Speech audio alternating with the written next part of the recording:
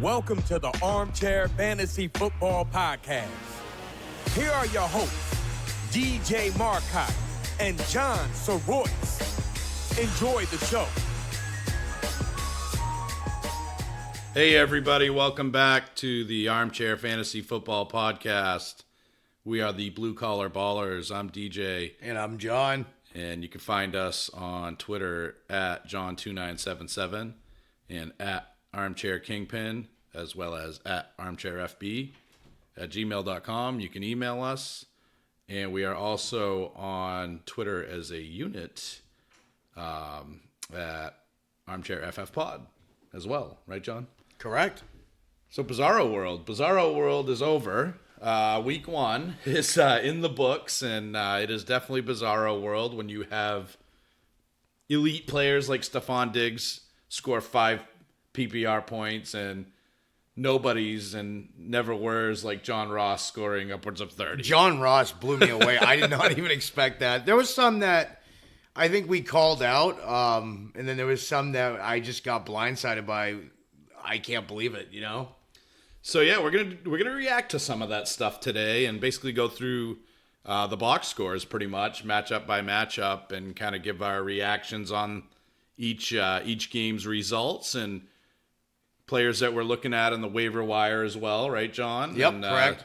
A lot of interesting names on the waiver wire this week, everywhere from the aforementioned John Ross to maybe Hollywood Brown and DK Metcalf might somehow be on your waiver wire in 10-team leagues, and there's really a lot to unpack, and there's a lot to unpack in the news as well, because this is really the first you're hearing from us on the Antonio Brown saga.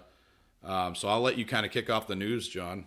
Yeah, so in news, I'm going to stick mostly to injuries, only because... I think we have Brown on the docket, yeah, for sure. Yeah. Antonio Brown, obviously... Antonio Brown's our news every week. So the biggest thing with Antonio Brown, he's now a Patriot. If you haven't followed the news this weekend, he got released by the Raiders, and the Patriots had signed him to a 1-year contract with, I believe, $15 million with $9 million in incentives, and they just optioned him an option for 2020 as well, I believe, for another year. So if he takes the option, or they take the option. So what do you think of that? Like I said, man, there is an awful lot to unpack with this situation. You know, you got to feel for Raiders fans. We have a guy in our league. Actually, you can't feel for him too bad because they won last night, which is great. Yeah. That's great to see. Hopefully they continue to win without Antonio Brown. I mean, we got a guy in our league, though, Ernie. He's a hardcore Raiders fan, and he burnt his Brown jersey, and I don't blame him. It's his property; it's his right to do that. And that I will say though, an Antonio Brown Raiders jersey 10 years from now is going to be a collector's item because he never played a game. He never played a game, yeah. But obviously, there's so many different aspects of this that have gone through my mind. Number one. Let's be honest. Is there collusion involved? Are the Patriots at it again with their breaking of the rules? So, as much as I want to say collusion, and I think there was breaking of the rules. Well, let's visit that in a sec, because I want to kind of compartmentalize this. So there's the collusion compartment, right? Yep. And if it's not collusion, then Antonio Brown is. I guess I'll just come out and say it, he's mentally ill. I mean, if this erratic behavior. John and I had talked about it, and I'm like, this is alarming, erratic behavior. These are warning signs and red flags that you see in people that end up doing really bad things to themselves or others. It really is, and I don't want to understate that. So that could be the case. And then the whole thing of it is, my son is behind the camera right now, and I have 2 sons and a daughter. And John, you've got 2 sons and a daughter. Yep. And is the example set here to the youth of America that if you don't like your situation, that you can just cause disruption and throw temper tantrums, and then you can get what you want? You know what I mean? So those are the 3 compartments that I put in to this. Any way you slice it, any way you look at those 3 things, it's not It's not good. What do I think? What is my gut instinct? I mean, I hate to say this, but this thing smells like a whole wharf full of fish, dude. It's pretty clear the Patriots were not allowed to trade with Pittsburgh because they weren't going to do it. They offered him a better haul, allegedly, for Brown with a first-round pick than did the Raiders with, I think, a third and a fifth, if I'm not mistaken. And they went with the Raiders because they just didn't want Brown to be in the AFC, I think, number one. And number two, they didn't want him on one of their main competitors, the Patriots, in terms of, competing for the AFC title. So to circumvent that, did they collude with Brown? I knowing the Patriots' track record, I can't help but think that they're at it again, John. Well, see, I'm a Pats fan. You guys know that, and DJ knows that. I don't say that lightly. No. But hear my theory on this. I think the whole Brown situation, I think the erratic behavior was planned. I really do. I don't think there's anything deep down wrong with him. I think he planned all this. Did the Patriots have something to do with it? Possibly. Don't know. Deep down, there's something. This is just it happened. But the thing is, all this stuff, this erratic behavior, got him to get kicked off the team. And because of that, he got his way, because here's the thing. Most teams are going to look at Antonio Brown once he gets a release. Oh, yeah, he's a hot commodity, but also a hothead. So here's the thing. The Patriots wanted him, and this is how they got him. So I think it's a little mix of everything. I think it's the Patriots, finding their little niches to bend the rules, but not bend them where it gets them in trouble. But at the same time, Antonio bent him where he could play, but also get released, but also have his way. I think some of this mental illness was planned on his part, erratic behavior. And it could be, and I hope for his sake that that's the case. If there is no collusion here, though, it's the responsibility of the New England Patriots to get this guy help. Because if this is not collusion, and if this erratic behavior is just all Brown, then that guy's got problems. I mean, even we talk about T.O., we talk about Randy Moss, we talk about all these guys that have been called quote-unquote head cases or quote-unquote divas, Chad Johnson. You look at Brown, and he's so far removed from any of those guys in terms of his behavior and how erratic he has been. So I saw something on Facebook, John, the other day, and there was a hit that Vontaze Burfict crushed Antonio Brown in the skull with. And ever since then, it's funny because I never really dawned on me until I saw that. It's like, is there a CTE situation because of that hit? We've talked about it, John. Brown hasn't always been this way. No, he was a model citizen for a good part of his career. Yeah, but remember, the diva kind of part came out of him once he won an MVP. I mean, he thinks he's walk on water. He's good. He's damn good. Is it that hit? I mean, this is something we take seriously now, or at least we should. Did that hit cause him trauma? I mean, he's obviously been well touted and highly touted since not as necessarily his rookie season, but early on in his career. He really broke out his second season, but he's always had an opportunity to have an ego. But I don't know. I think that Vontaze Burfict hit might have something to do with it too, but we don't really know. It's a big mystery. Is this collusion? Is he mentally ill? And I know one thing, John. This is not a good example to set, and this is a slippery slope in the NFL when guys can just act foolish to get out of their contracts to go play for a team to win a championship. It reminds me of what's going on in the NBA where they're creating these super teams, and the NFL has a cap in place to not allow that. But when teams like the Patriots can just sign a guy for $9 million, it's an unfair advantage. And now when Tom Brady retires, that all goes down the crapper. But I think you get my greater point. I just think the Antonio Brown thing, I think if he actually... And the other thing, too, and I want to throw this out there, and this might be a hot-button issue, the man is throwing around racial slurs. Where is the punishment for that? Like, is that not conduct detrimental to the team and the league? I don't know. This guy is getting away with murder right now. Yeah, but I think they also thought that punishment was the fine that he was supposedly getting. But that's the team's punishment. Doesn't Goodell have a responsibility as the commissioner to? I mean, any racial slur to any race or creed or any slur to religion or any of that stuff should be unacceptable. Oh, I agree, but this is Goodell. Goodell picks and chooses who he punishes. Right. That's the sad part. And so anyway, we can go all day on this unfortunate situation. I think Antonio Brown, if we're talking in a fantasy perspective, I think while he's out there and if he's not disruptive, even if he is disruptive to the team, he's going to excel there. And you can expect, I think, the production that you saw in Pittsburgh, because even if you have a Josh Gordon there, which you do, and an Edelman, so I guess maybe not quite that production, but it's going to be pretty darn close. Yeah, I mean, we saw the other night, Brown was not out there, but we know Edelman is still Mr. Blanky for Mr. Brady.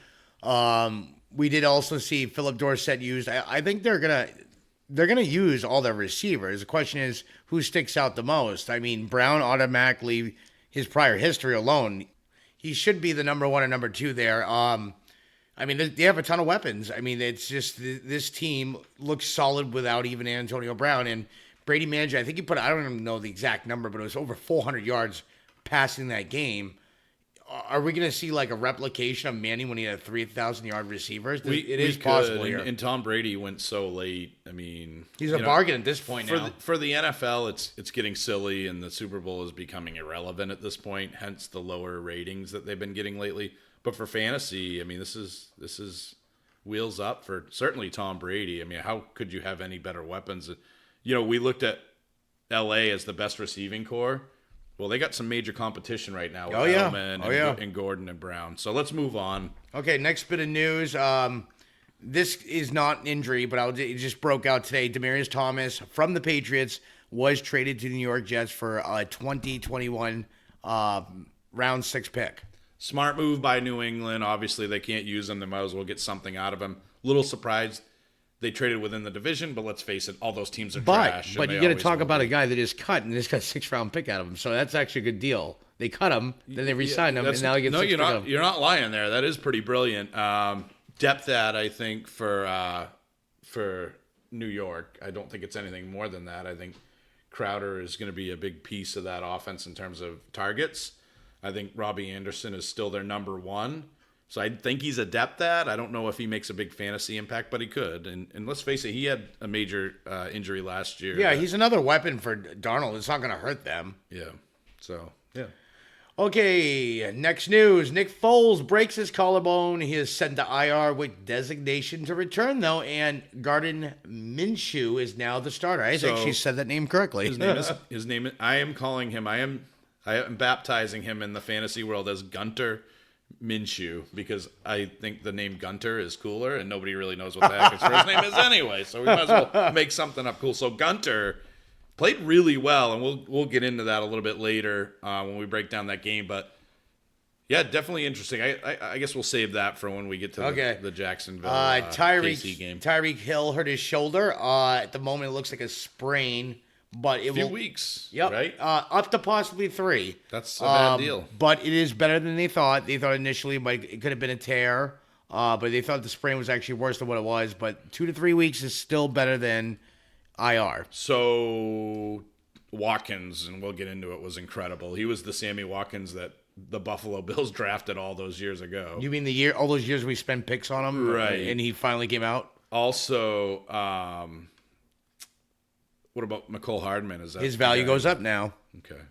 So, next bit of news: Tevin Coleman is out with a high ankle sprain. Will miss period of time anywhere from 2 to 6 weeks.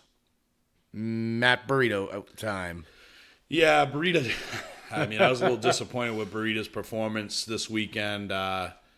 We actually started in our tag team league. We came out with the W, but that was thanks in large part to Lamar Jackson. But I think, again, and we're going to repeat this probably a lot in this episode, week 1 is Bizzaro world. If you guys look back at week 1s in the past, it is not indicative of how the season turns out. So I would be very optimistic about Matt Breida, given that he's really the lead back now. And, of course, Mostert got some action Sunday. Yep. Mostert should we'll talk about that more, but he should be picked up as a waiver wire claim if you. Especially with Breida's history. That's the only reason I'm saying it. Everybody's talking about the wide receivers that are on the wire, but, Gio Bernard, especially if Mixon misses time, Raheem Mostert, those are guys that you definitely want to keep your eye on. And running backs are hard to define, especially in my opinion. Gio's. Gio's but Mostert could get half the workload, He could, yeah.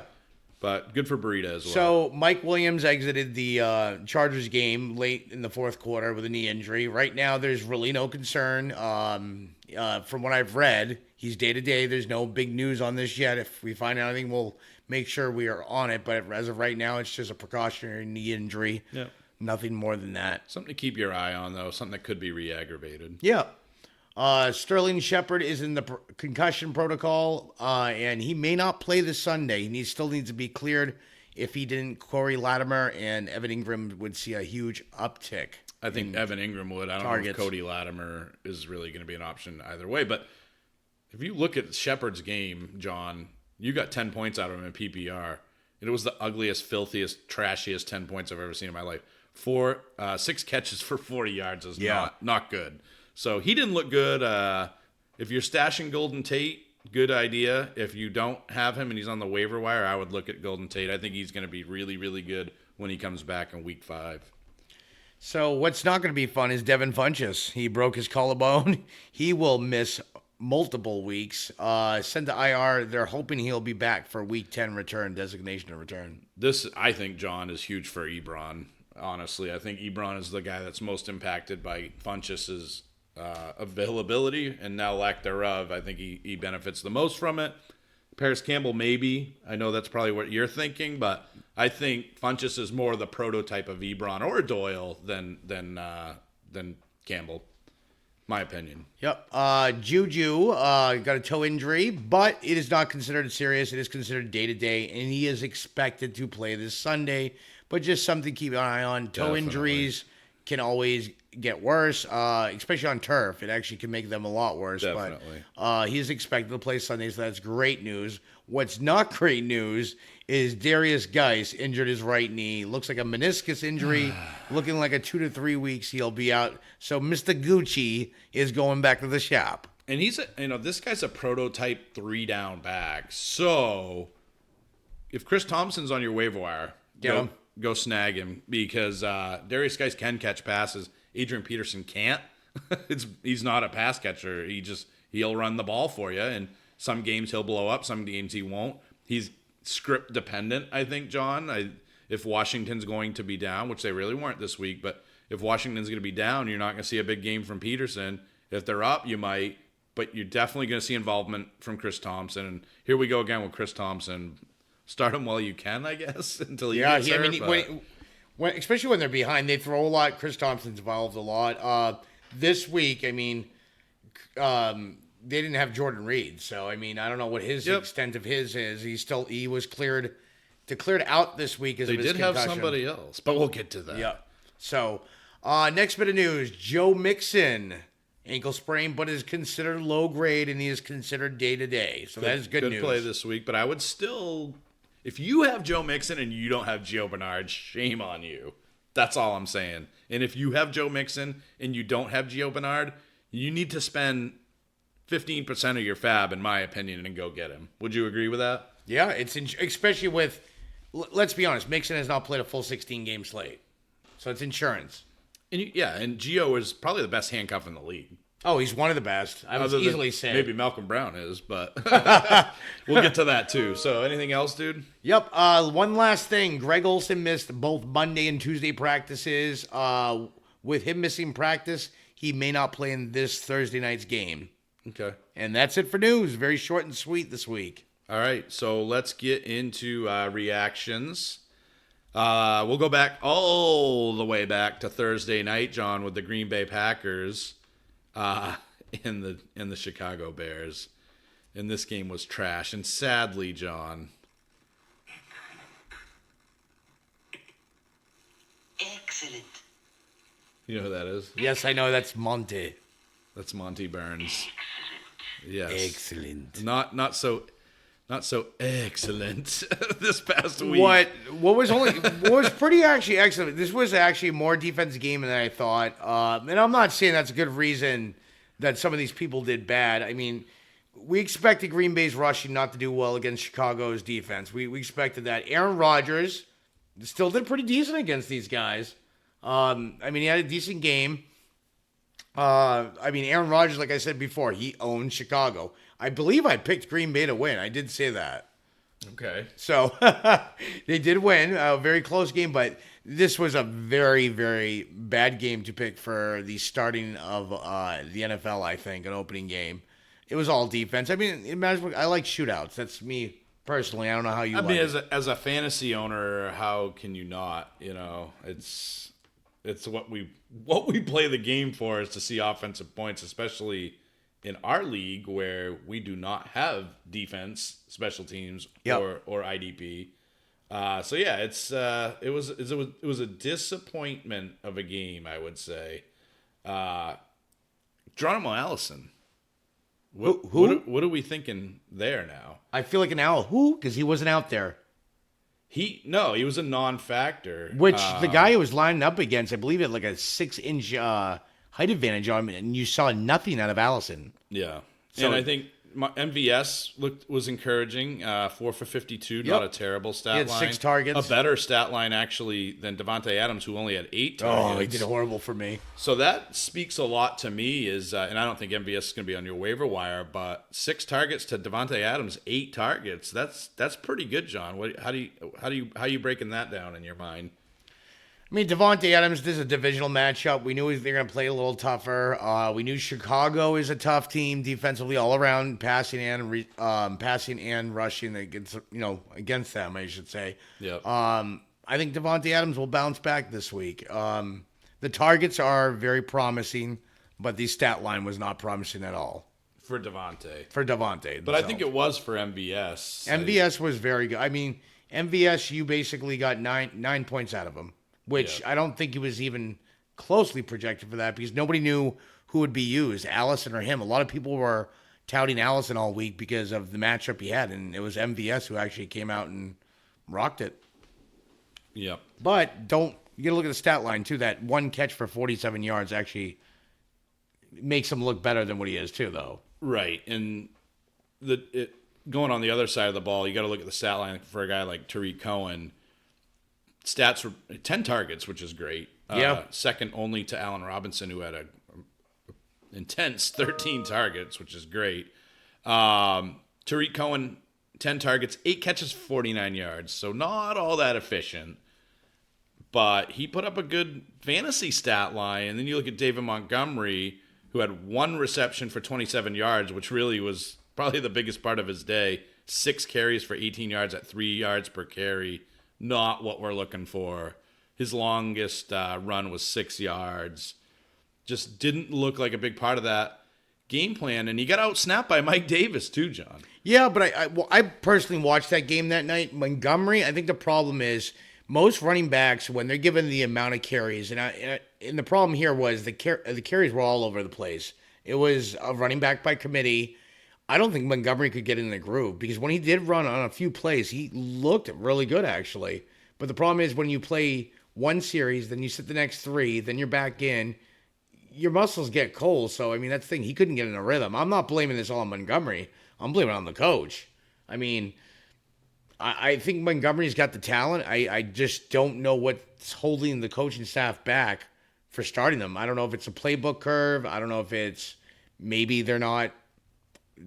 They screamed about this guy in the preseason, how he's everything. Yeah, so I'm just trying to understand why they're not using him. Well, and again, I mean, it's not like they were down a ton of points. It's just a terrible offensive game. You look at Mitch Trubisky, it's just dreadful.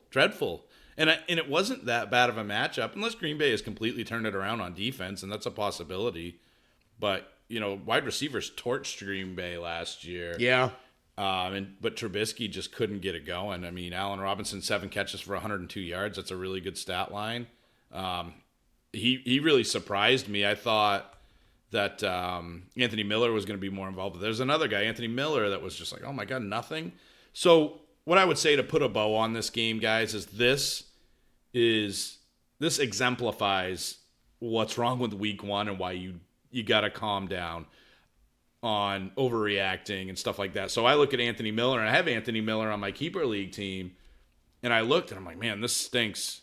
Maybe I should cut him. And then I'm like, DJ, what are you thinking? Like, Anthony Miller by week 6 could be a really big contributor. Yeah, some people... Anthony Miller, if he was on the waiver wire this week, John, he'd be my number one receiver, honestly, because I believe in him that much. So be careful with week one. And in terms of overreacting, I'm pretty sure, John, you would agree with Yeah, that. I totally agree. Like, I mean, week one, it's not even just week one. It's the first couple weeks. Like I said before, some people just have to get in their groove. And then you'll notice when people get in their grooves, like Keenan Allen last year just went off. I mean, that's the thing. When these guys get in their grooves, they go on a hot streak. And that's the thing. And some people, it'll be game to game. Maybe they'll have a big game week 2, then a big game week 4. Might be a little sporadic. You want consistency, though. But right now, we're just still trying to analyze trends. I mean, that's why you said week 1 is the hardest thing. And, it is Bizzaro week, especially when we're going to talk about this next game. Well, hold on. I'm going to jump to another game on this slate here because there's a guy, John, I'm kind of excited about. I'm a little excited about. I'm not going to lie. So we're going to move on to... I already know. Let me guess, the Philly game? Yeah, we might be going over to Philadelphia. I have a feeling. I think they're on the Redskins side of the ball. Am I guessing this one right? So my number one waiver wire pick... Wait, you changed your name to McLovin? McLovin? What kind of a stupid name is that, Fogel? What, are you trying to be an Irish R&B singer? Oh, they let you pick any name you want when you get down there. And you landed on McLovin. So as we like to call him, McLovin, Terry McLaurin, man, he looked pretty darn good. Really good. 5 catches for 125 yards and a TD and 7 targets. Yeah. Yeah, no, that's impressive. 7, and that's the thing. So when we look, John, one of the things that separated a lot of these waiver wire guys for me was the fact that he saw 7 targets, and a lot of the other guys didn't see much more than what they. So you look at Hollywood Brown. I think we can check this when we get to that game. He had, I think, 4 targets, 3 receptions on 4 targets. So, and he didn't even play a lot of snaps either. Like, no. He wasn't out there for a full snap workload. The thing about now I got to say McLovin. I can't even say McLaurin anymore. You can say McLovin. It's fine. McLovin. It just says McLovin. McLovin or McLaurin, or how you ever want to go about this. Now you got me all mixed up on that one. Calm down. He had a 93% snap rate. Highest in the league, actually. Well, and that's what I'm saying. Like, when you look at this stuff, you want to look at the usage, the opportunity. So you got talent, right? Yep. But you need opportunity, and I think McLovin is going to have a lot more opportunity than some of the other guys. Yeah, I mean, he's shined in the preseason. He actually showed great chemistry with Keenum and Haskins, and now with something like, I mean, this game just proves that the targets alone, that he's going to be a part of that offense. Yeah, I'm loving McLovin. Ooh, you like that? I'm loving McLovin. Like that. That's got a good little ring to it. So we talked about Darius Guice. Oh, well, let's not talk about him. Yeah, we talked about Chris Thompson, 7 receptions for 68 yards. That's where the PPR comes in. His 3 carries for 10 yeah. yards. So he had a good game, man. And I'm telling you guys, I would definitely look at Chris Thompson. Isn't going to be a sexy name on the waiver wire, I think, simply because he has burned so many people so many times. But I think you're foolish to avoid him on the wire. Just, you can't. Again, we'll go back to like what we always said. You can't project for injury. You can't predict for injury. You need to just go with the talent and the opportunity, and Chris Thompson has both. Yeah, and I mean, another surprising thing was Trey Quinn. Trey Quinn had 6 targets as well, and 4 catches, 33 yards, and a TD. Yeah. Trey Quinn was another guy that was a sleeper for me. So I think he's another guy you could look in the waiver wire. I don't know if he's got the home run hitting ability as McLaurin. I mean, 125 yards. That's 25 yards per catch. That's pretty darn good.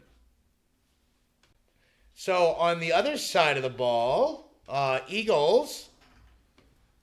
Carson Wentz actually looked really good. 28 completions on 39 attempts for 313 yards and 3 TDs. Well, he didn't initially, and then he remembered that he was Carson Wentz and he was really good at football.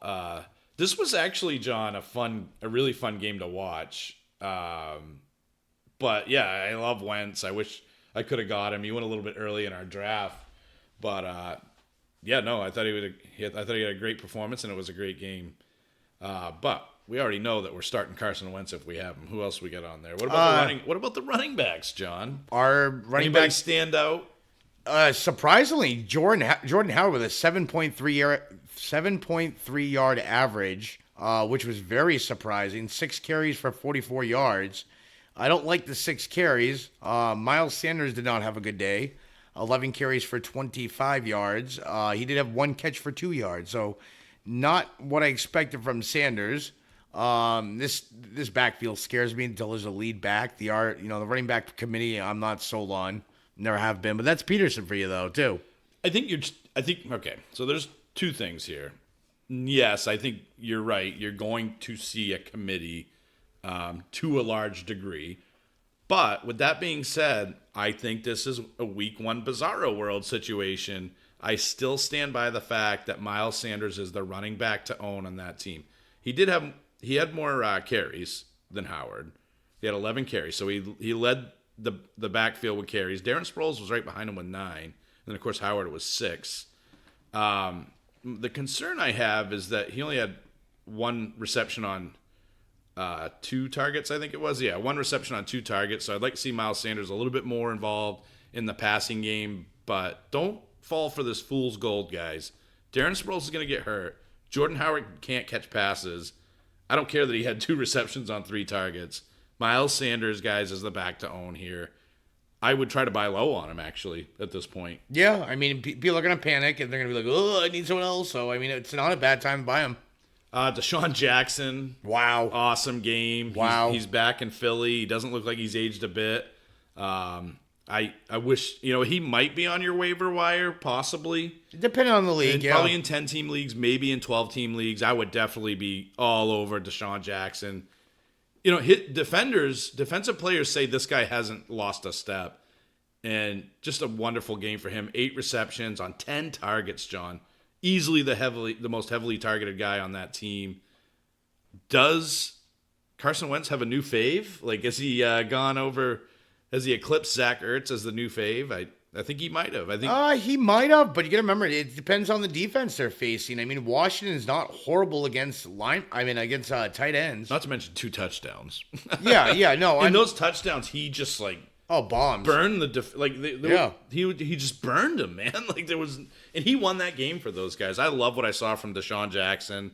If he's somehow on the waiver wire, which I'm fairly certain he's not in our leagues because they're deeper leagues, I think he's going to have a huge year. I really do. And Alshon Jeffrey had a good game, too. 5 catches for 49 yards and a touchdown. Yep. Nothing wrong with that. So caught 5 of his 6 targets.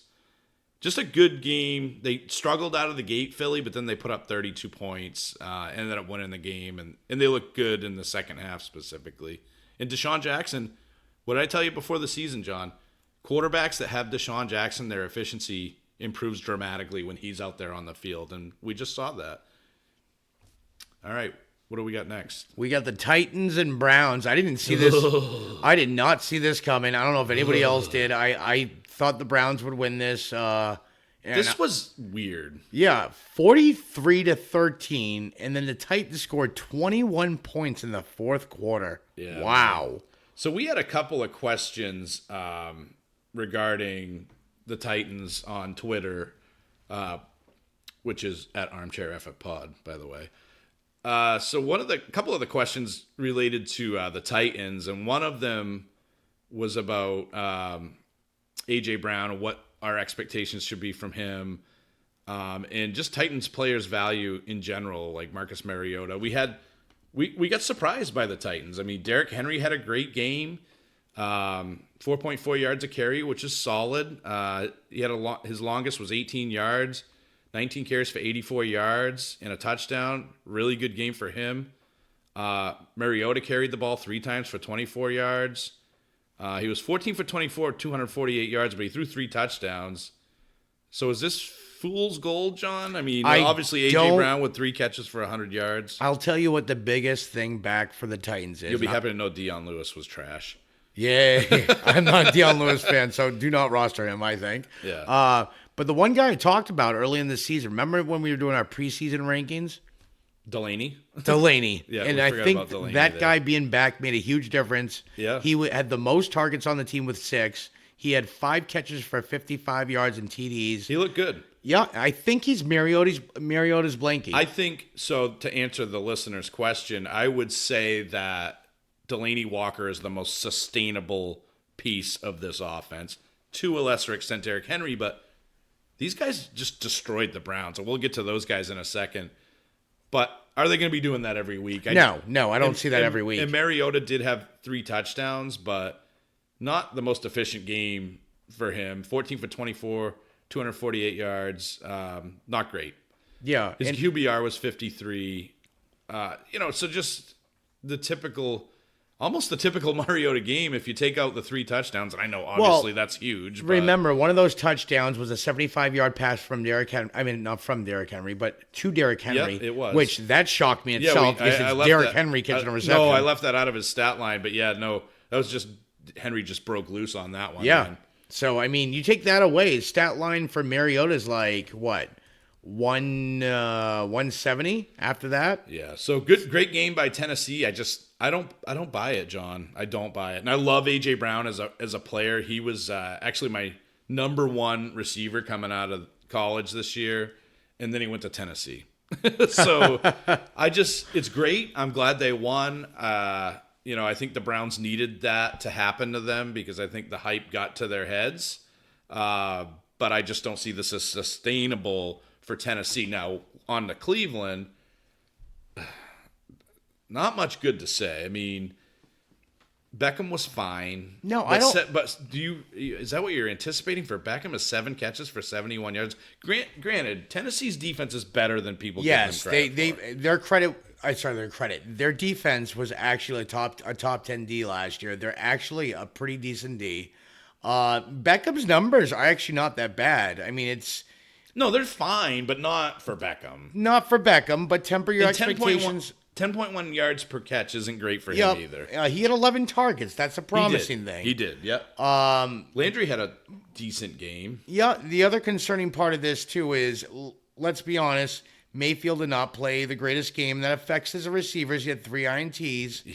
He threw for 285, 1 TD, but the concerning part is that line is not as good as we thought. But, I mean, they are playing the Titans, too, which is a good D. They are. They give up 5 sacks, so not protecting Baker doesn't help. And I hate to use this comparison, but people were as high on Mayfield this year as they were Mahomes in a lot of cases. Yes. What would Mahomes do to Tennessee's defense?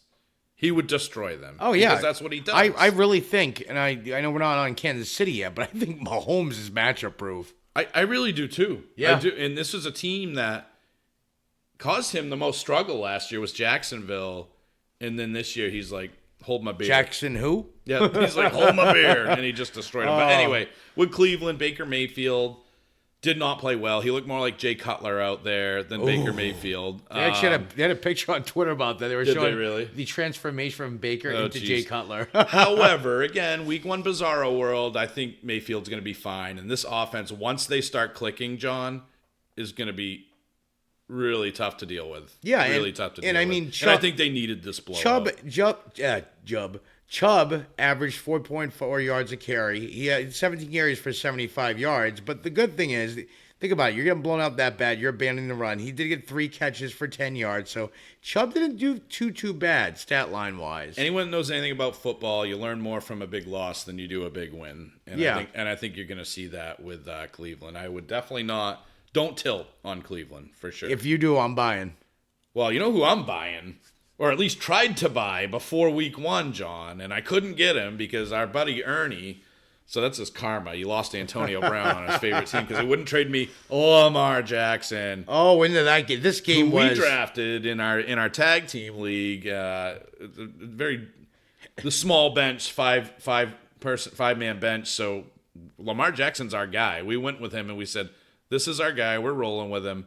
17 for 20, 324 yards, 5 touchdowns, QBR at 99.4. And then he also added a little bit on the ground, but not much. 3 carries for 6 yards. This was Lamar Jackson passing the ball and doing a pretty good job with it too. And Hollywood Brown kind of was married to that as well. A huge game for him in terms of yardage. But again, I want to be clear about this. 5 targets for 4 receptions for 147 yards and 2 touchdowns. And he didn't have a huge snap count in terms of what you typically see from a number 1 receiver. Marquise Brown might be the fool's gold coming out of this weekend. Yeah, he only 5 targets. I mean, that's the thing. He had long bombs. That adds to his stats. It's just like, I'm not saying Lamar Jackson's not good. I do have him on 2 of my fantasy teams, actually, to be honest with you. But here's things, guys.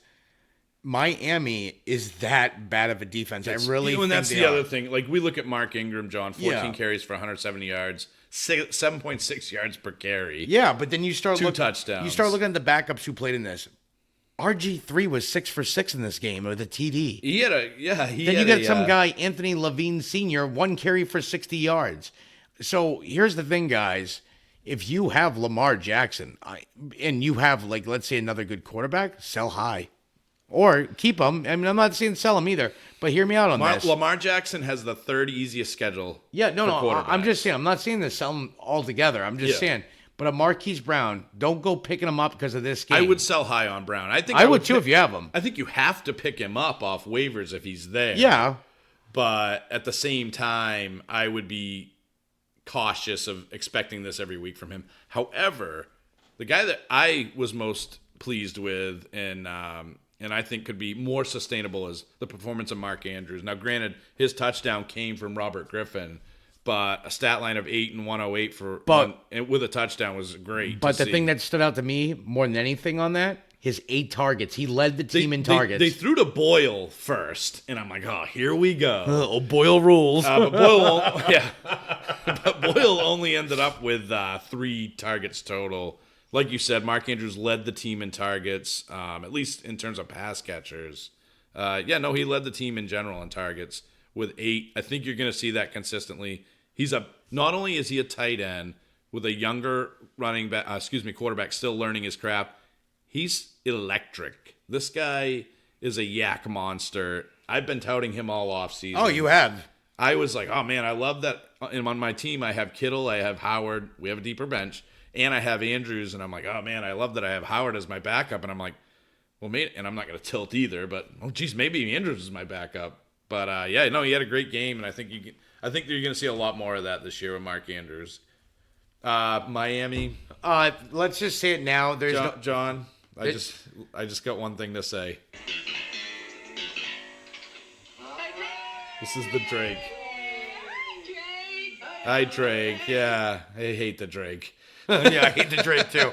And actually, I got a new one too. Bye-bye Balaj.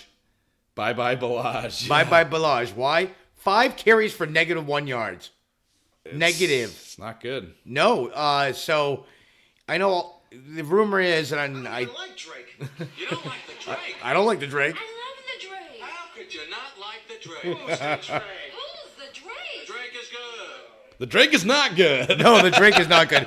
I'm actually very concerned with rostering any Miami players at this point. The rumor is, I don't know if this was confirmed, but it was all over social media. 8 players requested a release? Yes. Is that where you're going with that? Yes, exactly. I mean, wouldn't you? Well, yeah, it's an embarrassment. But, I mean, like Flores said, he's trying to clean house here. He wants to rebuild his team. There was a couple... He's not... Yeah. There's 2 things I want to talk about. Do you think is this another collusion thing? Did New England send him there to just sabotage the team? I got news for you, Bill. You don't need to sabotage Miami. They do a good job themselves. So there is a couple inspiring things if they play. It depends how they want to do it this season. But I did like seeing what I did out of Devontae Parker. 7 targets. 7 targets, but only very 3 good. receptions on those 7 targets. Yeah, and they're also playing the Ravens too, don't forget. True. Mike Gesicki, 6 targets, who was non-existent all preseason and been touted a top tight end. 2 for 31 for him. So, Preston Williams, I thought, was interesting. I mean, not a huge game, but he flashed a lot of that athleticism. He's a rookie, and he's supposed to be. He was touted during the preseason. Yeah, I liked Preston Williams. He could be a deeper waiver wire ad. Albert Wilson had 4 targets, and I believe he went out in the end of the first quarter. I believe it was early. He probably would have ended up with the most targets. He's their main guy. He's another guy that's always hurt. Let's move on. Move on. Nobody cares about Miami. Miami is a perfect example of why the NFL should have a Premier League. And, I'm calling my agent right now. Yeah, dude. We might be able to get on the squad. So the next game, We going to Falcons Vikes? correct. All right. So a couple things. We're going to talk about the Atlanta side first. Matt Ryan did not have a good game at all. But the good thing is he did throw for 300 yards, 304 to be exact. But he threw 2 touchdowns, 2 picks. All right. What else we got for that? Okay.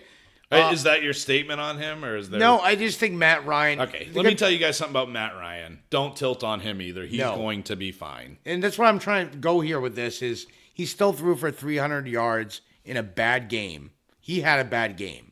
The whole offense did, let's be honest. Yeah.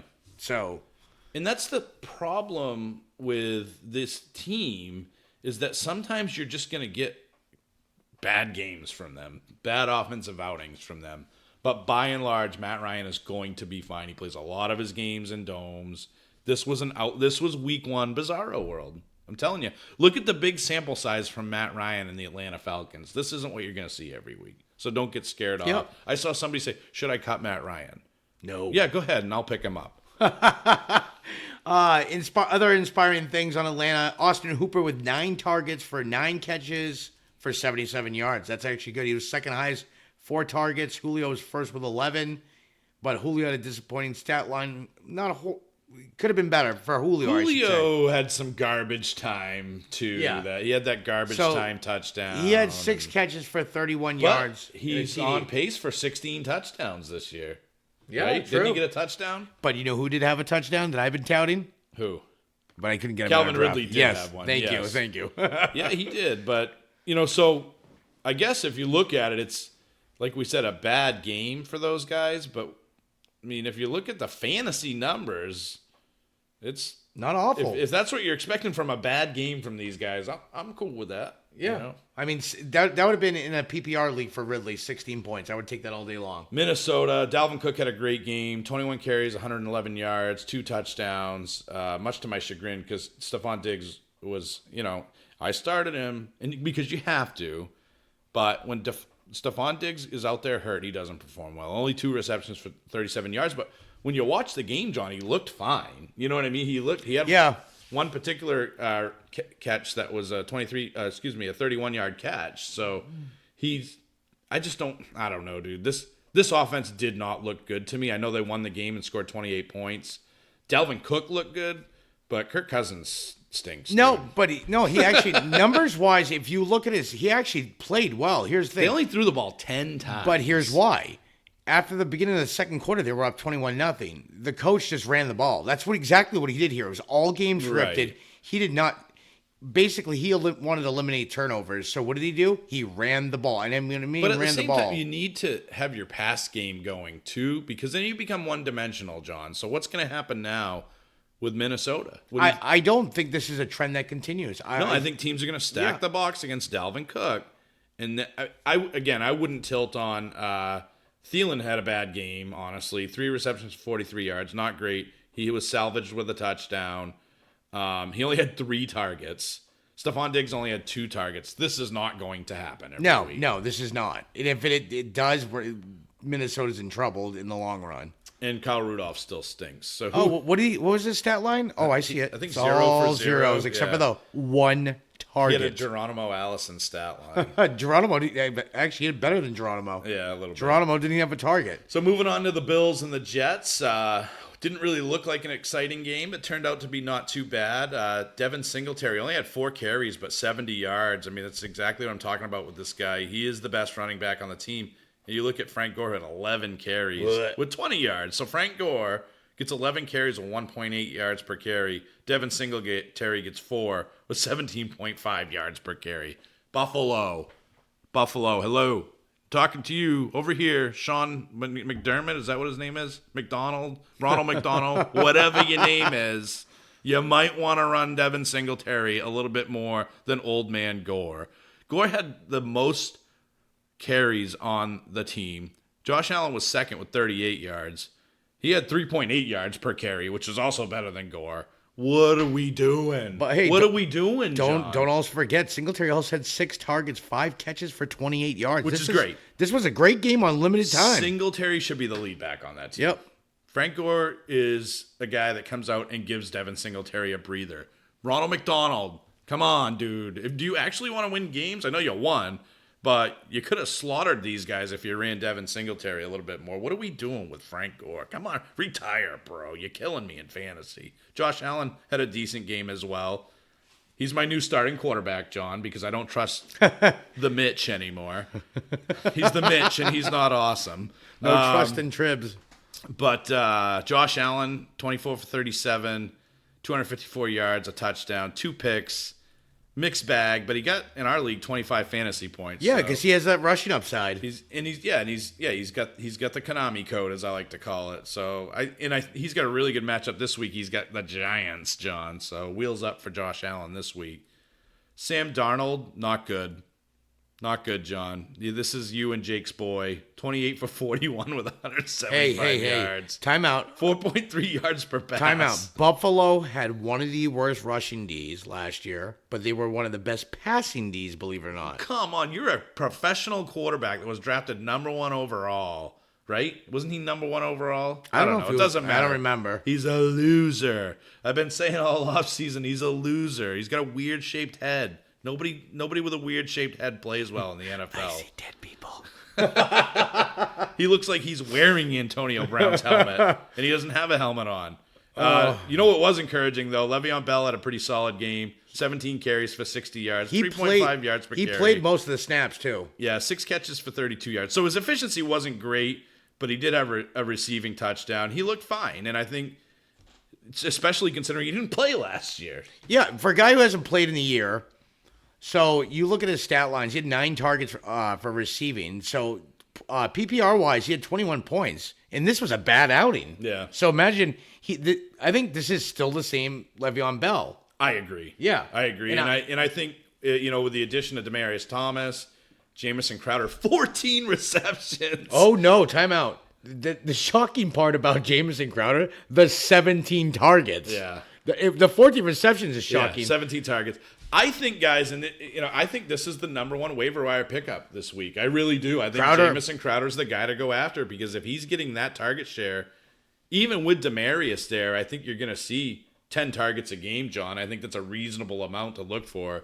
And then you got Robbie Anderson, only 3 receptions for 23 yards, but a really tough matchup. Yeah, it was lining up against Tre'Davious White, and that's Tre'Davious White is great, fantastic actually. So, honestly, we were talking in our tag league about, hey, should we play this matchup this week? And I said, went with Marvin Jones. Yeah, and he should have actually had a better game, but he ended up having one. Yeah, because I text John and I said, Marvin Jones, dummy. And he ended up, that negative reinforcement actually worked out for us because he had a better game. So the next game is the Rams and Panthers. Rams just pulled us out. I mean, they had a good lead going into the half, and then Panthers kind of came back, but the Rams pulled us off. So, this was a really good game, man. Go ahead. Sorry, I didn't mean to cut you off Jared there. Goff on the road.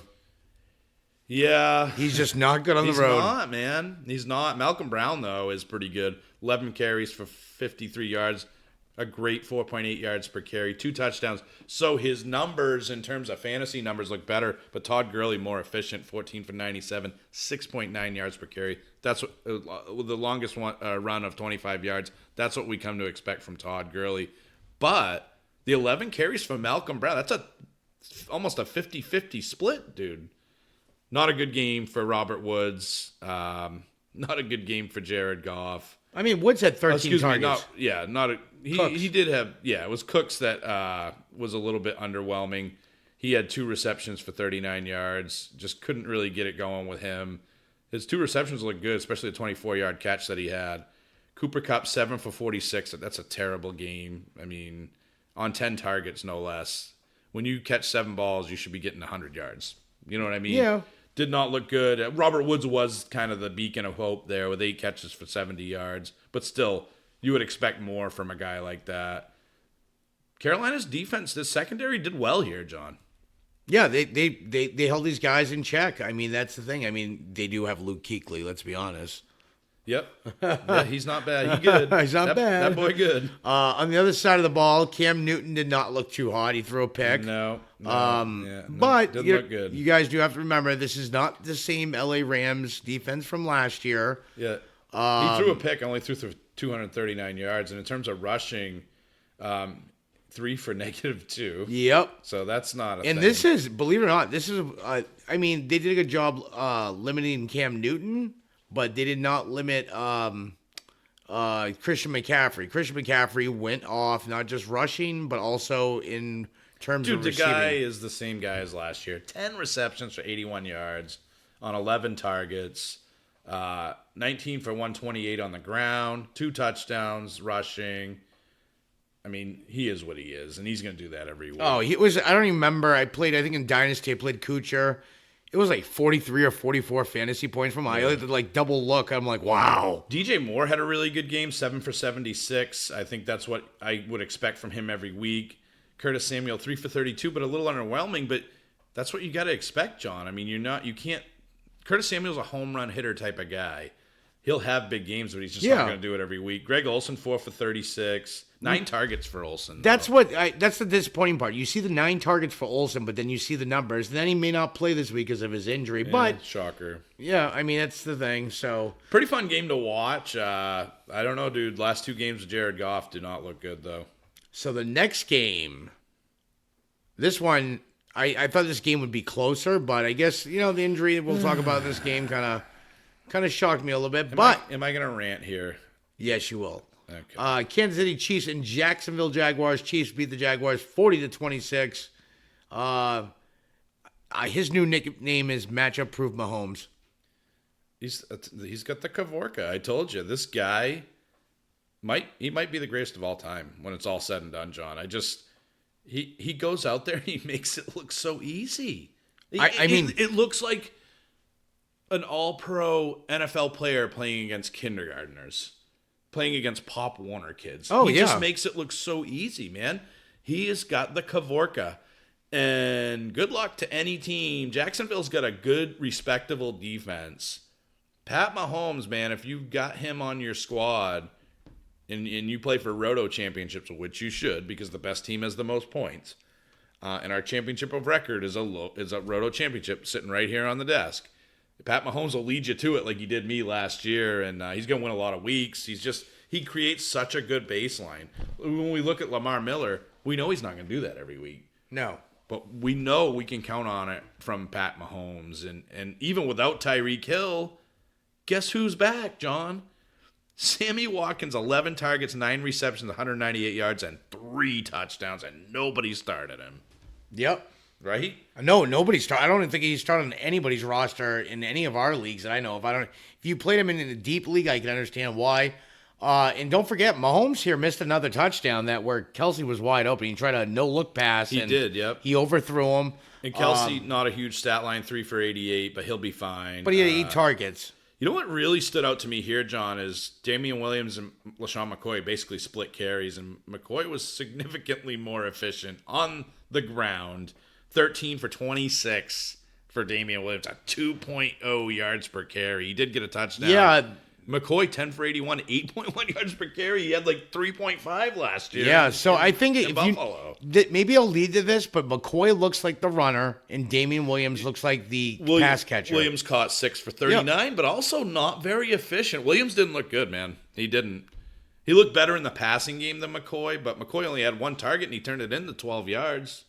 And Darwin Thompson was non-existent. I think that's a wait and see. Yeah, I think he's a project. If you have Darwin Thompson, you have to know that you're stashing him. Leonard Fournette, I'm just gonna say this: Doug Moron needs to go. This guy, if he's down 3 points, gotta abandon the run. He's an idiot. Your best player is Leonard Fournette. You've been talking all season about how he did get 6 targets, but how you want him to be a huge part of the passing game, how you want the offense to center around him, and you give him 13 targets? 13 carries? They weren't getting blown out the whole game here. No, John. halftime it was 23-13. So I don't know why you would even ban the run. Doug Moron does not deserve to be a head coach. He's an idiot. Leonard Fournette is by far his best player, and if you can't tell, I have Leonard Fournette on my team. But it's very frustrating to watch. You know what I thought when I was watching this game? They haven't changed. Leonard Fournette has, But they haven't. but they haven't changed. They don't understand that sometimes you just got to play football and let it play out. You can't abandon your mentality or your approach just because your quarterback got hurt. I mean, it doesn't make sense to me. This is a game where they should have leaned heavily into Leonard Fournette, and they didn't commit to it. And I just don't know. I don't think they understand how to pace games out. I really don't, John. They're idiots. They're morons. But, I mean, Fournette had an okay game, but not great. Gunter Minshew, who has like this awesome mustache, like he looks like Magnum PI out there. He had a good game, man. 22 for 25, 275 yards, 2 touchdowns, 1 pick. Are you looking at him on the waiver wire? I'm going to be honest with you. Easiest schedule for quarterbacks, too. I'm going to be honest with you. I'm tempted to, but I'm also want to fall for it. I would rather see one more game out of him. I would put 5% fab on him. Well, I can see that. But Just in case. he's not going to be my number one waiver wire pickup. But he's got an easy schedule. No, I get so that. if you're in a situation But where... are his stats overblown because of this game? Kansas City was one of the worst passing defenses in the league last year. You know how I feel when you can't script somebody. They didn't plan for Gunter Minshew. Yeah. For the record, his name is like Gardner. Gardner Minshew. But we call him Gunter here. So when you don't game plan for a guy, he's probably likely to have a good game. But he's still... I mean, that defense played pretty well against Foles, and he went out there and executed. So I think there's something... There might be something there. Jacksonville's passing game, 4 for 146 for DJ Chark with a touchdown. Only 4 targets. He made the most of it, obviously. Chris Conley had a good game, 6 for 97 with a touchdown. 5 for 30 from D.D. Westbrook with a touchdown. So the receivers played well. Jeff Swain was targeted 4 times, which was interesting. But, yeah, I think the tail of the tape here is they lost the game because they didn't use Fournette. I mean, that's my opinion. Yeah, they caught... Well, I mean, that's... They were throwing the ball by then. And they went against Pat Mahomes. Yeah, by then it was too late. So, I mean, I don't know. I'm sold on Cashew Minshew, whatever his name is yet. Yeah. So I think it's a wait and see for me, but he's worth a try. What about Uncle Rico? You know who Uncle Rico is? Yeah. Who is he? From Napoleon Dynamite. You know who you know who he is in the NFL? Let me guess, Gardner Minshew. Phillip Rivers. Because they have the same exact throwing motion. I would encourage you guys to look it up. But Rivers definitely didn't play like Uncle Rico. He had a pretty solid game, 333 yards, 3 touchdowns, 1 interception. Excellent game from Mr. Rivers. Austin Eckler was solid with 12 carries for 58 yards and a touchdown. He also added 6 catches for 96 yards. And 2 touchdowns. Austin Eckler went off. Justin Jackson, John, 6 carries for 57 yards, but he looked good. Yeah, so 9.5. I'm hoping they give him a little bit more of that ground game because he did look very effective out there. Eckler obviously owned the day, but Jackson looked really good. Hunter Henry, 4 catches for 60 yards. Not a bad stat line there. Like you said, Mike Williams got hurt, so he didn't really produce much. That's pretty much the tail of the tape for those guys for LA. And then if you look at the Indy side of the ball, John, I was very surprised to see Marlon Mack get 25 carries, 174 yards and a touchdown. Just a monster game for Mack. He had his longest was a 63-yard run. T.Y. Hilton, 8 for 87, man. So, and 2 touchdowns. So is it Jacoby Brissett is good enough to get production out of Hilton now, or is it Hilton that's actually saving Jacoby Brissett? I think it's Hilton saving Brissett, but it's also this offensive line. I mean, look what they did for Marlon Mack. Yeah. This is one of the top offensive lines in the league. Yep, it clearly definitely showed. But that was it. It was the Mac and Hilton show. Those guys were just awesome. Are you going to see that every week? I don't know. I don't think so. But definitely encouraging to see T.Y. Hilton perform out there. Not only perform, but dominate with Jacoby Brissett. But if you actually watch the game, Hilton did all the work on that. It was almost like watching Brady and Edelman. Edelman does all the work. Yeah. Brady gets the stats, the benefit of the stats from it. But pretty fantasy relevant game here.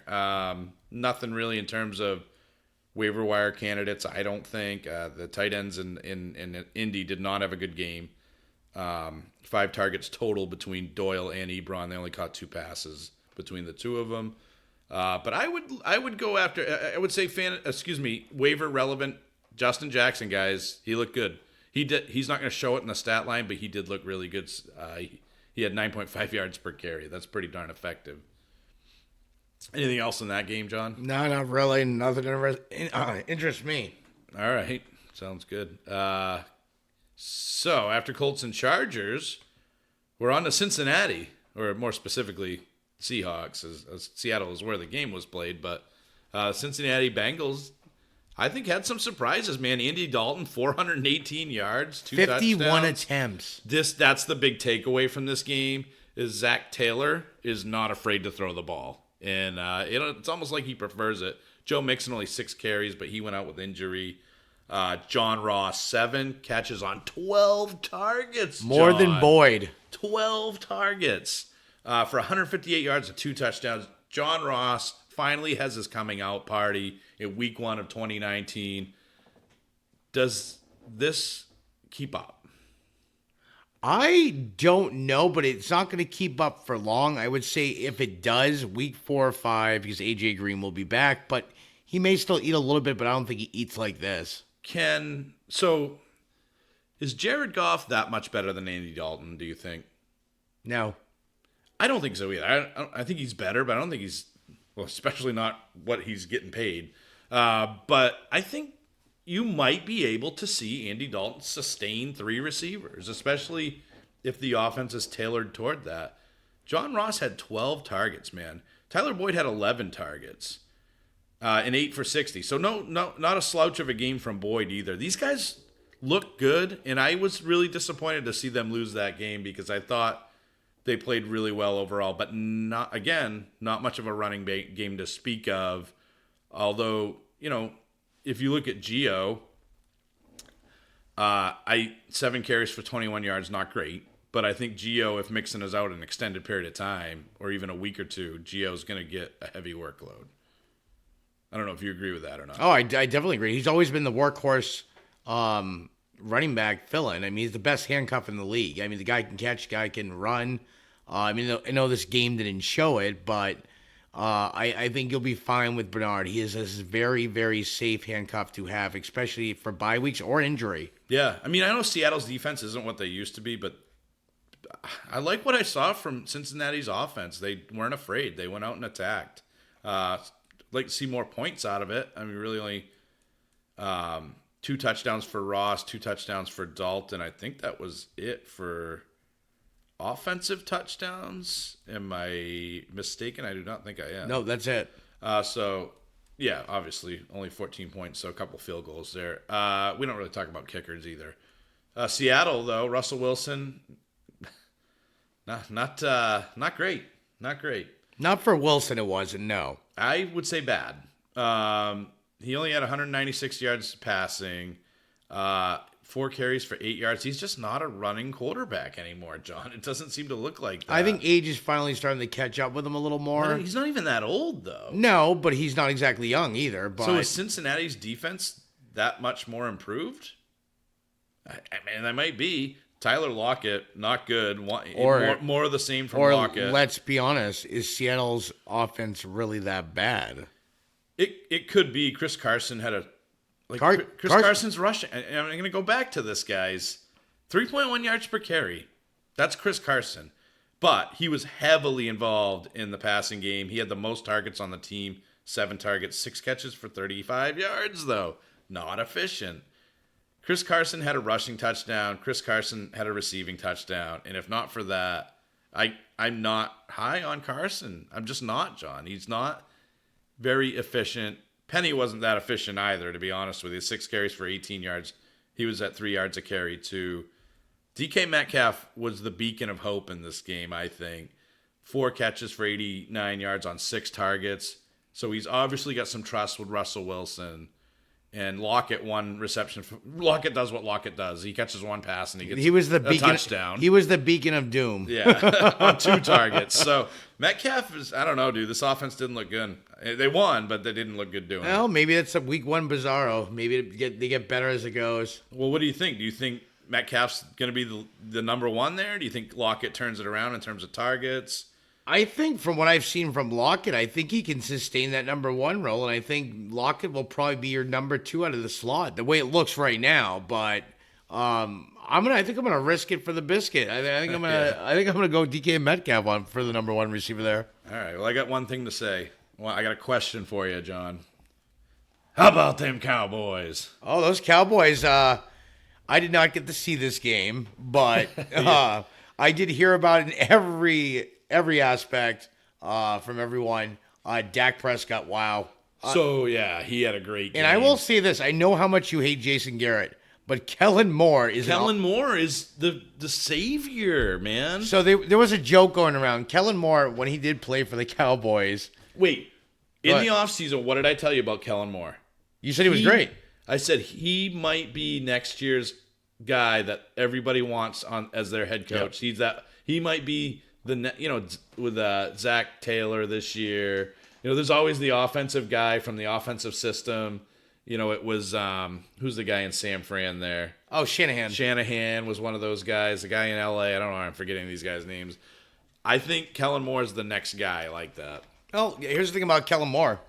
He did not. I don't even know if he. I think he might have started a couple times, but they were the joke. Was a backup with them. The joke was when he played for the Cowboys, he sat on the bench a lot, so because he was a backup, and sometimes he went down. That didn't work for Garrett. No, but so Kellen Moore, I mean, like they said, who knows? This kid could have been designing plays when he was on the bench. But whatever he designed this week, he showed that you don't even need to have a run game. He made Dak. That's unacceptable. Yeah. 13 carries for Zeke Elliott. When you're winning like that, is unacceptable. I don't know if they're easing him in. I think they're easing him in. They need to stop doing that. He's in good shape because Pollard got the ball 13 times. Well, Zeke was Zeke, 4.1 yards per carry. He got in the end zone. He just only got 13 carries. But the thing I like to see about this is Amari Cooper. You called it on Amari Cooper. You called it on Michael Gallup. Yes, thank you. 7 catches for 158 yards for Gallup. Cooper 6 for 106 with a touchdown. Randall Cobb had a great game. Randall Cobb's back, I think. 4 catches for... And again, I said, what did I say in the offseason when you were touting Gallup? I'm like, don't sleep on Randall Cobb. He's no joke. Jason Witten caught a touchdown. Blake Jarwin caught a touchdown. You get a touchdown. You get a touchdown. You get a touchdown. What a glorious day. I guess we'll start calling Dak Prescott Oprah Prescott. It was a glorious day for the Dallas Cowboys, and it couldn't happen to a worst bunch of guys in the New York Giants. And I was so glad to see them lose because I hate the Giants as a Cowboys I know you fan. hate the Giants, but there is some shining hope on this side. 10.9 yards per carry. Is that where you're going with that? No, actually, I was going to go with Eli. Oh, okay. Well, 30, he wasn't bad. 30 of 44, 306. Yeah, one only one TD. touchdown. That's what hurt him. So, I mean, it's actually good to see he didn't throw any picks against the Dallas Cowboys defense is really good this year. So not to throw a pick. They weren't good against really Barkley, though. And believe it or not, Eli only got sacked one time against a great defense. So I'll give it to him. So 2 guys stand out, and these were the guys that we both called to stand out. Evan Ingram, 11 receptions on 14 targets, 116 yards and a touchdown. They said we're going to focus on Ingram in the passing game, and that's what they did. And then, of course, Saquon Barkley had 11 carries, which is nothing, for 120 yards. This guy is sickening, man. 10.9 yards per carry. It's crazy. And then Gallman vultures a touchdown. He actually would have had a rushing touchdown if Chidobe didn't catch him. He sprinted across field to get him. And Gallman vultured him, too, on another one. So that could have been more. Sterling Shepard looked bad, as I said before. 6 for 42 is unacceptable. I think with Shepard in the concussion protocol, I'll still say it again. I think Cody Latimer is worth a waiver wire pickup this week if Shepard sits. He had 8 targets, 3 catches for 74 yards. And Gallman got usage, so that's the handcuff for Barkley too. If you're a Barkley owner, 3 receptions for 24 yards, and of course only 2 carries for 17 yards, but he did get the goal line carries. But he's the handcuff, though. That's what's he's important. the definite handcuff, and that is a takeaway to be had in that game. So we're moving on, right? Yep, Lions and Cardinals. This game was back and forth. If you watch this game, you're sitting there.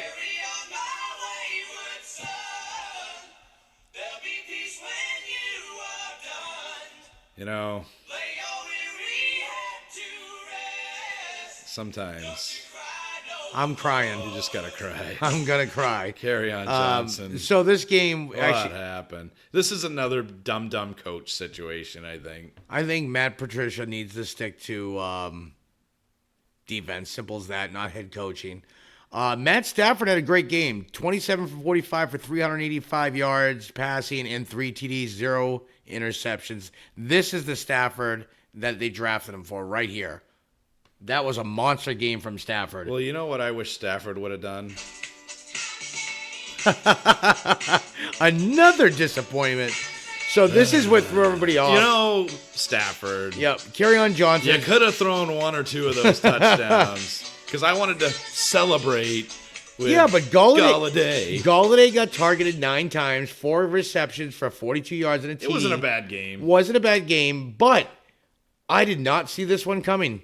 Danny Amendola targeted 13 times with a stat line of 7 catches for 104 yards will and a TD. not happen every week. So that's the one takeaway for me. And also Hawkinson, 6 for 131 with 9 targets. Wow. Galladay I was blown had 9. away. So Galladay had 9 targets as well, which is encouraging. But I was really surprised that Galladay didn't feast in this game without Patrick Peterson up his rear.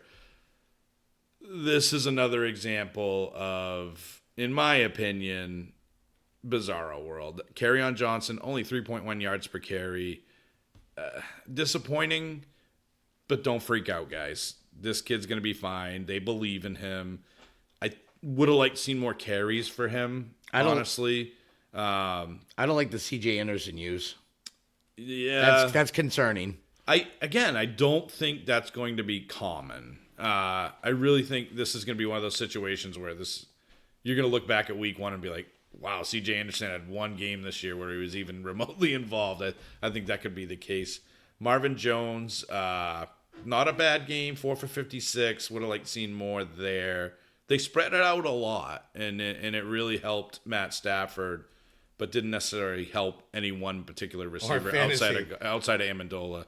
Or Hawkinson. But I think Galladay's their number 1 receiver, and I think he'll be fine. You saw the 9 targets there. And Kerryon's going to be fine too. And Stafford, I'm on to Stafford again. He looks like the guy he looked like before the broken back. Yeah, I think if he's got the weapons, I'm not saying he's going to put up 385 and 3 TDs, but I can see him put up 300 yards. The guy's been known to put up 5,000 yard yard seasons. So he's definitely an interesting guy to look at. Kyler Murray looked awful, and then he didn't. 308 yards, 2 touchdowns. He ran for 13 yards, nothing really major there. David Johnson, 18 carries for 82. He also added 6 receptions for 55 yards. Great game for Johnson. He got a receiving touchdown as well. But he didn't, he came out of nowhere toward the end, man. He was nothing until the end of that game. Who? David Johnson. But he's back. David Johnson. You know who else is back? Larry Fitzgerald, 8 receptions for 113 I told you, yards. that guy, every time you think he's done with fantasy or near the end of his career, 240-plus yard receptions. he just blew and up. A touchdown. He just blew up. But I want to go into David Johnson real quick. Yeah, go ahead. Here's the good thing that I like seeing. Chase Edmonds was barely used. I guess it doesn't really surprise me. I still don't know what the Cardinals' offense is, though. After watching that game, I still don't know. David Johnson had 87% of the snaps. Yeah, no, that's amazing. He's the workhorse that he's always Yep, been. and here's the other thing too. He was utilized in this game at receiver more, which last year it was not much. He's being used like he was with Arians, and that's what makes David Johnson shine. Yep. Is when he gets out in the open space, and it clearly showed with his numbers here. So let's go on to this ugly mess that happened Sunday night. I don't know what it is with Ben Roethlisberger, but at this stage of his career, the New England Patriots are certainly in his head. I feel like he just sees them on the slate and says, yeah, no, I'm good. I'll put all my effort into the next game. I'm not trying in this one. And James Conner, 10 carries, Juju was the only bright spot with 6 receptions for 78 yards. James Conner did add some through the air, too, 4 for 44. Just abysmal. I mean, really, Juju was the only guy that showed up to play for Pittsburgh, and are you surprised? I mean, it's the type of guy but there is a couple inspiring things. I know one was a deep pass, but James Washington saw 6 targets. He did, yep. And Moncrief saw 10, but had 3 catches for 7 yards. Because he's bad at football. Because he's bad. That's why bad. Washington will be the number 2. No, that's a good point, John. I would definitely start latching on to Washington now because you're going to see that, as I like to say, the triple beam is going to go in the other direction. This is what I was talking about, is Moncrief on paper will be the number 2. Yeah. But in stat lines, Washington has shown that he has the big playability, a 45-yard bomb. I don't care if there's garbage time or not. It's just a matter of time before this guy takes over. And it clearly shows how he's been playing in the preseason and even this week. So the targets are going to come more. I think the roles are going to switch here very soon. On the, I don't even know what to talk about on the Patriots side. It was just an all-around. Not Sony Michel. No. The Sony Michel, I'm just, wow. Maybe this was just a bad week, bizarre week. But he got 15 carries. Yeah, John. he got the volume. He just stunk. Yeah. I mean, that's not how you want to set the tone with He had a Bill 0.9 yard average. I don't get it. I don't get it. I don't know if he's hurt. I don't know if he's banged up, but that's not the Sony Michel that we saw last season down the stretch. So again, if somebody wants to tilt on him and trade him or God forbid dump him, go get him because he'll be fine. Sony Michel's going to be fine. James White wasn't great, John. In the run game, he had 4 carries for 26 yards. Actually, not bad. Not bad in the pass game, 5 for 56. So a solid game from White, but not one of those. I guess my point is not one of those high upside games you see from him. Rex Burkhead, 5 catches for 41 yards, 8 carries for 44 yards. This is what Bill Belichick does to you if you own his running backs. You just don't know. I think it's a game for him at this point. Brady went off. 341 yards, 3 touchdowns. Great game there. Julian Edelman threw a pass for 32 yards. So you got Hey, that's extra fantasy points right there. Point there. But 6 for 83. More of the same from Edelman. 11 targets, of course. Josh Gordon, 3 for 73 with a touch. So, I mean, when you look at the stat line, John, nobody went off except for Brady. He spreads the love. I mean, but the targets, what you see there in the targets, though, it was all Burkhead and Edelman, and it still shows Edelman's the number 1 as of now till Brown. I guess Burkhead kind of went off, but you get my point. It's like it wasn't. I thought Gordon would be heavily targeted, so Antonio Brown, how does that fit in? You just. As the owner of any Patriot, you got to kind of be biting your nails a little bit. And we know other than Brady at this point. Brady, as much as they keep saying they're going to limit his throws and, all this, we're going to run the ball more, it still looks like they're passing quite a bit. All right, we got to pick up the pace here. So Houston and New Orleans. We forgot one Sunday game. Oh, did I? The Bucks and 49ers. Oh, you know why, John? Because I just... Boogie. I was really hoping the breakout would come week 1. Boogie. But the boogeyman stayed in the closet. No, he did, but he was under the bed. He didn't quite come out all the way. But yeah, no, the boogeyman actually looked pretty good. Hopefully they give him a little bit more of the work share. Weird game here.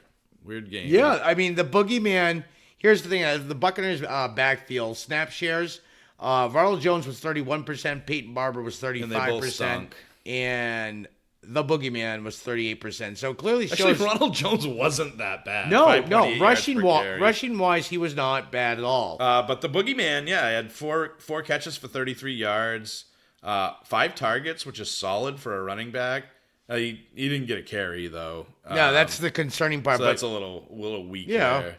Chris Godwin, 3 for 53 with a touch. If not for that, he would not have had a great game. O.J. Howard, 4 for 32. Evans, 2 for 28. This was just... Jameis was bad. I think that's really... Jameis affected the whole team. He really did. 194, 1 touchdown, 3 interceptions. Yeah, I mean, he just stunk up the house, and hopefully this changes. I know Arians has always said that, he can fix a quarterback. Is it time to panic on Winston or give it another game, you think? You think it's just Bizzaro week? I think you're going to see more of a focus on the run here. They're not going to completely shift to an all-running offense, but I think they're going to put a little bit more pressure on the running backs, take a little bit more off Jameis. Again, I don't think this is going to be a common occurrence, but you will see Jameis have meltdown games. That's going to happen. I just don't think... I think this offense will be fine. I know people are going to want to tilt on it, say, I expected Godwin to be this PPR stud. He got 6 targets. He led the team in targets. And Evans was banged up too, if I'm not mistaken. So I wouldn't lose it here, but I think you're going to have those games where Tampa's offense just sputters. Speaking of sputtering, Jimmy Garoppolo is not good at football. He had 166 yards passing, 18 for 27, 1 touchdown, 1 interception, QBR 56.3, just bad. I mean, this offense looked bad too. George Kittle had 10 targets, so that's good to see that they're pretty much keeping that going. But anything here, John, other than Kittle? Burita had 15 carries. It's just 2.5 yards a carry. I mean, let's be honest. 2 of the touchdowns came off picks off of Winston. Right. They really didn't need to do much but run and just maintain. And they didn't the game. even do that very well. No. Burita was actually disappointing with a 2.5 yards per carry. That really disappointed me, but I think give him time. I think he'll be okay. Yeah, I mean, I'm not saying this one game where X amount. I'm just saying, just not a very fantasy relevant game, sadly. When I think we talked about this being one of the shootouts. Game, everybody it was a defensive battle. Vegas picked this as the highest scoring game. Right. Look how it turned out. So that's week 1 for you, though. All right, Houston. New Orleans beat them 30-28. This was a pretty good fantasy bonanza. Oh, this game was awesome. Yeah, the quarterbacks did really well. Awesome. Deshaun Watson, 268 yards passing, 40 yards rushing. He had 3 touchdowns, 1 interception. Drew Brees, 370 yards passing, 2 touchdowns. So those guys just completely went off in a shootout. Kamara was Kamara, 13 carries for 97 yards, 7 catches for 72 yards. He's just automatic at this point. No touchdowns, thank God, if you were going against him, because if he had touchdowns, it would have been even worse. 6 carries for 43 yards for Murray. He got the touchdown. And he also tacked on 2 receptions, but only for 4 yards. So Murray didn't have a terrible game. He had a good, solid game. Yeah. Michael Thomas, another automatic, 10 catches for 123 yards. There's just no number 2. There's no number 2. The number 2 is Alvin Kamara in the receiving game. But Ted Ginn did pop 7 catches for 101 yards. Nothing wrong with that on 7 targets. But he was third in targets behind Thomas. Then you got Traquan Smith sneaking in there with a little sneaky touchdown. Yeah, but he's still not the number 2. Targets. He just doesn't get targeted enough. But yeah, a lot to be liked on that. New Orleans offense looked great. No shock there. Fuller, 2 catches for 69 yards. Only on 3 targets though, but he looked great out there. He's a playmaker. And then of course DeAndre, 8 for 111, 2 touches. He was amazing. 2 touchdowns, I should say. On 13 targets. Hopkins is Hopkins. Kenny Stills was good, 3 for 37 with a touchdown. Duke Johnson, a little disappointed. Not terrible. 6.3 yards per carry. He's used in but the volume, the fantasy points weren't necessarily there. Neither really. It was the snap count which shocked me because I did not see Hyde being this. I thought Hyde would be more of a change of pace back. It was the opposite. They actually split time. Yeah. Hyde did a great job running the ball, but they did literally split time. But yeah, Hyde had 8.3 yards per carry. I think Johnson probably got me more fantasy points with PPR. Yeah, he did. 12 points. Duke Johnson actually played 41 snaps and had 9 carries and 5 targets. Carlos Hyde played 23 snaps, 10 carries, 1 target. So maybe they want to preserve, Johnson because he's a smaller back. But I think he'll overtake that role. But you might have to wait. It could be. All right, the Raiders. Last and final game. Went out there and got a win, man, and I'm proud of those guys. They looked adversity in the face where, the league and their highest paid player, I think, with Brown, that cheated them and treated them very poorly, and they went out there and won. And I have Josh Jacobs on my team, and he looked great. His yards per carry weren't great, but he did get 85 yards on the ground, 2 touchdowns, so showing that nose for the end zone. Nice catch for 28 yards. He looked good, John. Yeah, he looked really good. He looked like the real deal. And I think, I'll be honest with you, And 23 carries is very encouraging. yeah, when I was worried about his usage, the other good part of this too, I think this AB release is actually better. Look at Tyrell, man. Tyrell wouldn't have been as good. Darren Waller. Didn't I say Darren Waller Yep, earlier in the year? you did. And Darren Waller, 8 targets, 7 catches for 70 yards. you also said Hunter Renfrow, though. I could be wrong on some. But yeah, no, Darren Waller looked great out there. And let's face it, at this point, Derek Carr just likes throwing to the tight end. Jared Cook succeeded there. Yep. And Darren Waller looks like he could be a good But this grab. offense, I think, may do better without AB. I mean, yeah, it does have the help Better's of AB. hard, but Tyrell Williams showed that he's up for the task, man. He had a great game. He's the clear-cut number one there. Yeah, 6 for 105 and a touchdown on 7 targets. Darren Waller had 8 targets, led the team in targets. And Josh Jacobs looked great, dude. So I hope the Raiders continue to, play well. Not much to speak of. Philip Lindsay is what we said he is, you and I, John. He did have 4 receptions. Yeah, he had 6 targets, which was... But for 23 yards. Yeah. And his rushing was 3.9 yards per carry, 11 for 43. So not the dynamic rusher that we saw last year. Freeman, however, 10 carries for 56 yards. I just don't know that you're ever going to get enough out of both of those guys splitting carries to really win you your week. They might be a bye-week flex option at this point, which for Philip Lindsay, that would be a huge plummet. Yeah, the Royals Royce got parked, I think. Yeah, but he was fine. Cortland Sutton, though, dude. Wow. We may be on to something here. 7 for 120, 8 targets, highest targeted guy on the team. And Emmanuel Sanders, man, looks good. I told you nothing 5 looks for wrong with 86 him. and a touch. I mean, you got to give him credit. So, in terms of, waiver wire guys, I don't think there's much to be had here. Maybe Darren Waller. You might see Emmanuel on your waiver wire. You probably want to go after him at this point. But yeah, pretty good output for Oakland, man. I'm happy to see them win, and hopefully they can continue their winning ways on the back of Josh Jacobs, for my sake. So What do you think? What do you think of Week 1, Bizzaro World, huh? Week 1, guys, like I said, watch injuries. It is a Bizzaro week, but just try to look after trends. I mean, that does help. And the biggest thing is what you get out of these games. Like us looking at the box scores, we see the targets. What you want to see going forward is the targets continue and see the usage and stuff and start dissecting those. So yeah, this is clearly Week 1 is a stepping stone. It does help. We'll see how Week 2 goes. You know what I want to see more of in Week 2? The Boogeyman. I want to see more of the Boogeyman. All right, guys. That'll do it for us. For John, I'm DJ. We'll see you tomorrow. Thank you for listening to the ArmChair Fantasy Football Podcast. Thanks for supporting the show. Until next time.